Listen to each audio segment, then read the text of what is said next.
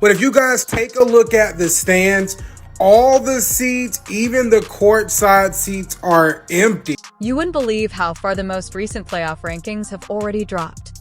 A.A. Wilson was eliminated from the playoffs. And guess what? Fans are refusing to watch the WNBA since Caitlin isn't participating.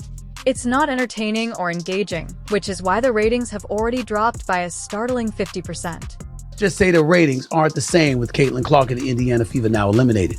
Game 1 of the Aces Liberty matchup on Sunday drew an average of 929,000 viewers. Was down nearly 50% from last Sunday's Fever Sun contest. By the way, not only was viewership down, but attendance was as well. The WNBA is in a dilemma as viewership is falling after every game. A.A. Wilson, the league's only true star, was just eliminated, but even where she was playing, she couldn't get anyone to watch with just DJ Carrington and Alyssa Thomas gone. Then Caitlin Clark is a superstar in the making, okay? I understand she's arguably a generational talent. I get all of that. But to put something like this up and to just sit there and say that she's the reason why the WNBA ratings are what they are is straight up dumb. Let's be honest. The WNBA isn't being watched as much because of Caitlin's influence. Take a look at this. When Caitlin Clark plays, the WNBA receives over 1 million viewers. When Wilson plays, they receive 400,000. Now that the MVP and Rookie of the Year are gone, the WNBA is in a total mess. Only the Aces sell out every game. They got 4 Olympians. They got Asia Wilson, unanimous MVP. They got Kelsey Plum, who was the #1 overall pick. Jackie Young was on the Olympic team. Chelsea Gray was on the Olympic team. I don't get. This is the result of failing to safeguard your greatest player. The WNBA has been struggling to sustain its momentum since Caitlin was shoved, pushed, and poked in every game. No decisions were made, and even in the playoffs, Caitlin got a black eye. Now the league is hurting and no one is watching. The elimination of Clark's Indiana Fever from the race was not just any loss for the WNBA. Rather, it was a pivotal moment that demonstrated the importance of Clark's presence to the league. Since then, the WNBA has experienced a viewership crisis that many in the league either failed to anticipate or chose to overlook. The women that have been calling for the equality, and now that there is the chance for them to start getting paid more because the exposure's up. Because it's her, you have people like, what's her name, Jamelia Hill, I can't stand her. Yeah. You got these women who are coming on here and they're saying it's because she's... In addition to being a rising star, Clark is a fan favorite who transcends the game.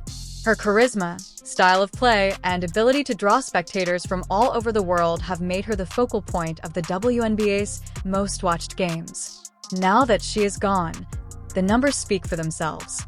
The Fever's elimination sent a ripple through the league, and ratings have since plummeted. The league's once promising banner year has turned into a sobering reminder of how much the Caitlin Clark effect had fueled their success. According to preliminary reports, that viewership suffered in the immediate aftermath of Clark's departure, with subsequent games seeing even steeper declines as the playoffs progressed. The reason 12 million people are watching ESPN for a game, if that game was on CBS, they probably would have had 25, 30 million people watching that game. Caitlin Clark's talent and charisma made her an immediate phenomenon, and the WNBA's reliance on her was likely inevitable from the time she took the court. When the Indiana Fever played on the road, Clark's fans frequently packed the stands, drowning out home team supporters and making every away game feel more like a home court advantage. This gave the team a huge boost in interest and made them the most watched team in the league. Every single time that they were on the road, you even had Dallas Wings players saying, like, it kind of sucks seeing so many Indiana Fever in 2020 or 22 jerseys in the stands, but it's also cool to see a lot of people in the stands. Like, Indiana Fever was turning away games into home games, and so it's kind of sad that through all of that, Caitlin was still advocating for players on the other team to get bonuses because she saw the kind of money and eyeballs and viewership that all of this was generating. Her influence on the WNBA has been unparalleled. Fans watched her every move, whether she was making three-pointers from beyond the arc or masterfully planning fast break moves. She is compared to some of the NBA's most marketable players due to her dynamic play style, which is unlike anything the league has seen in recent memory. It is truly amazing how Clark has been able to draw in a new generation of young basketball fans who might not have otherwise been interested in the WNBA. She has succeeded in bridging the gap between casual viewers and diehard fans, building a fan base that goes beyond traditional fan bases and makes her one of the most sought-after players in the sport.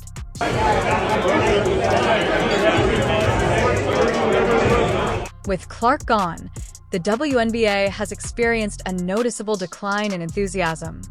Fans who had grown accustomed to seeing her light up the court are now less invested in the playoff games because no other player can match her special blend of star power and fan appeal. Playoffs, the Fever had nearly 2 million viewers tuning in, while all the other games had around 400,000. Even the WNBA Countdown, which was aired before the Indiana Fever game, had more viewers than 2 of the series. However, the WNBA's mishandling of Caitlin Clark's growing influence has proven to be a major mistake throughout the season. Rather than acknowledging that Clark was more than just a rookie, the league seemed to downplay the excitement surrounding her, treating her with the same old guard mentality that has caused the WNBA problems in the past. Only one that I've seen other than Steph Curry that can do that. She's incredible.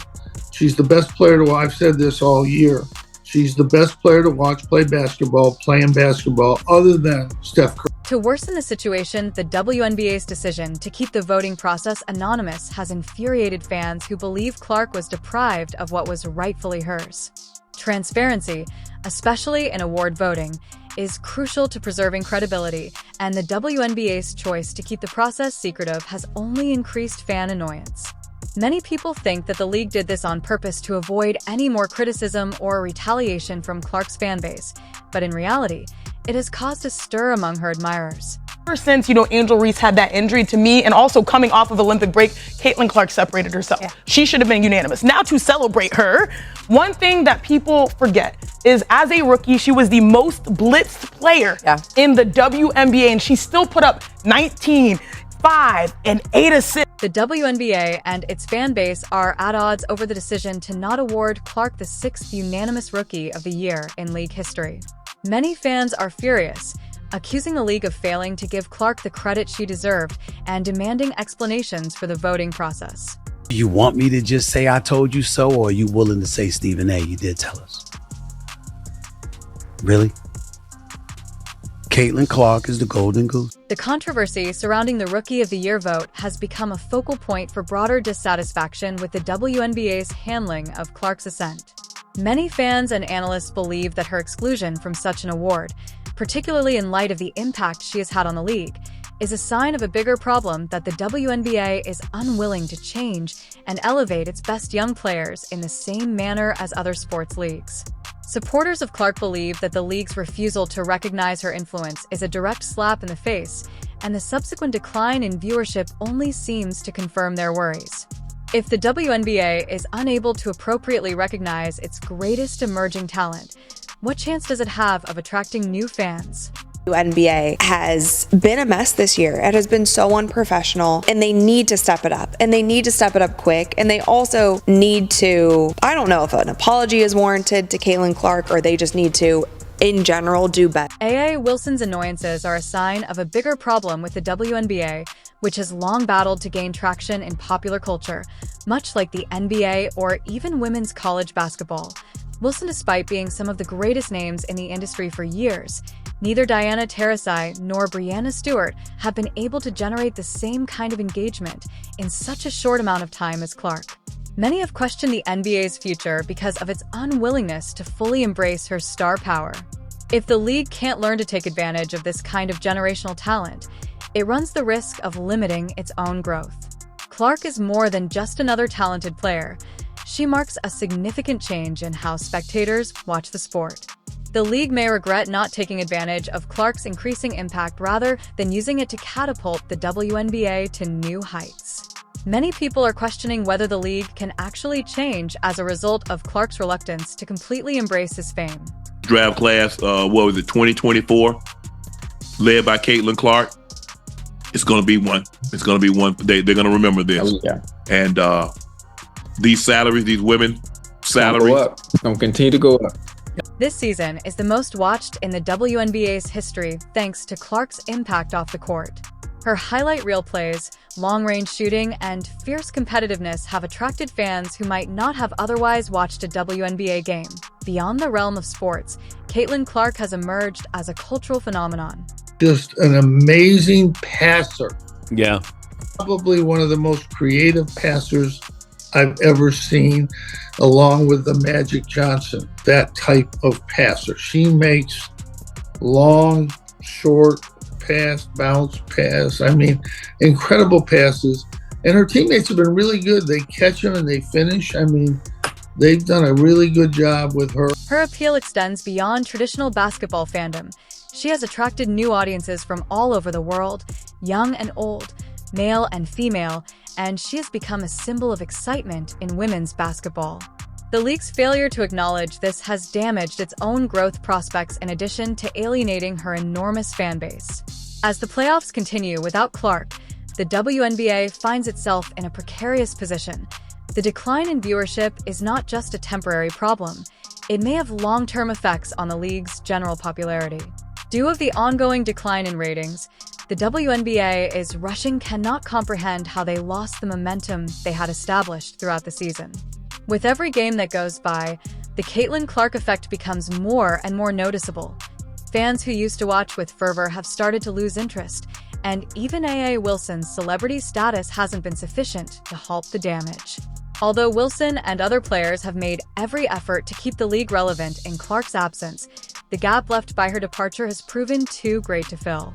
As a result, the WNBA must now face the truth of its choices and the repercussions of undervaluing Clark's contributions. I feel like after the break, I still don't think she's dominating, but she's a different player than she was in the first half of the season. Although Clark is still under contract with the Indiana Fever, her future in the WNBA is currently the subject of much conjecture. There are growing worries that she may try to take her skills abroad, especially to the EuroLeague, where players are frequently paid more and treated with more respect. The EuroLeague offers lucrative contracts and a basketball environment where players like Clark are valued for their star power and influence both on and off the court. To me, Angel may have exceeded expectations even more so than Caitlin. Yep. And the reason why I say that is when you're drafted number one, you're drafted number one for a reason. And when you look at her career in college, Caitlin was a great collegiate player. When you look at Angel drafted number 7, the expectations people had on her were, to me, weren't the same as the player that's drafted number 1. The NBA runs the risk of losing its best players to other leagues if it doesn't drastically alter how it handles its top players, especially those like Clark who have the capacity to take the game to new heights. Although it may seem unlikely at this point, Clark might take her talents elsewhere if the WNBA continues to mismanage its most valuable assets. In that case, the WNBA will have to face the harsh reality. Caitlin Clark is more than simply a player. She is a cultural force and movement that has completely changed the definition of women's basketball. The league may lose more than just viewership if it doesn't change its strategy and support its rising stars. It may also lose the sport's future. The paying customer, the audience didn't feel that way. They did not give a damn about the WNBA. Is that fair to the ladies? No, it isn't fair. But they're the paying customer. You don't tell them what they want. They tell you what they want. And they really were not feeling the WNBA to the degree that they're feeling the WNBA now, obviously because of Caitlin Clark. The league is at a crossroads. On the one hand, it has the ability to grow rapidly by capitalizing on the popularity of players like Caitlin Clark. On the other hand, if it ignores the obvious indications of her influence, it may find itself falling back into obscurity. The WNBA was expected to take advantage of its expanding fan base, increasing exposure, and rising star power during the 2024 season, but instead it has become a warning about what happens when a league ignores its best asset. Do you allow Caitlin Clark, if you were her coach, to shoot the way she shoots? And further back if she wants. There's no bad shot then for her. He's like Steph Curry. Although the WNBA has made progress in recent years, it still lags behind in areas like marketing, fan engagement, and player promotion. Clark's exit from the playoffs has revealed more than just a brief drop in ratings. It has exposed a deeper problem. the league's unwillingness to fully embrace its emerging stars and modernize its approach. Players like Aya Wilson and Breanna Stewart have all contributed to the league's advancement, but Caitlin Clark's arrival was unique. The WNBA must determine how to properly showcase its stars, provide them the respect they merit, and halt the decline in viewership that has taken place since Clark's playoff elimination. The drop in ratings is not solely due to the departure of one player. Rather, it is a result of a broader inability to create momentum behind individuals who have the potential to shape the league's future. Number of viewers for WNBA games that Caitlin Clark is not in is like 3 to 4 million. When she's in the game, when it's her game playing, it's like 17 million. Yeah. Well, I also look at the attendance in the arena. Yes. It's 8 to 10,000 everywhere else. Caitlin Clark, 17, 18,000. The WNBA's future is uncertain, but one thing is certain. The Caitlin Clark effect is real and is changing the landscape of women's basketball. Whether the league chooses to embrace that or not will determine its fate for years to come. It's not just about the numbers, awards, or accolades. It's about identifying the players who have the potential to take the league to new heights. And at the moment, no player better embodies that potential than Caitlin Clark. If you liked, please subscribe and give a like. There are now more videos available.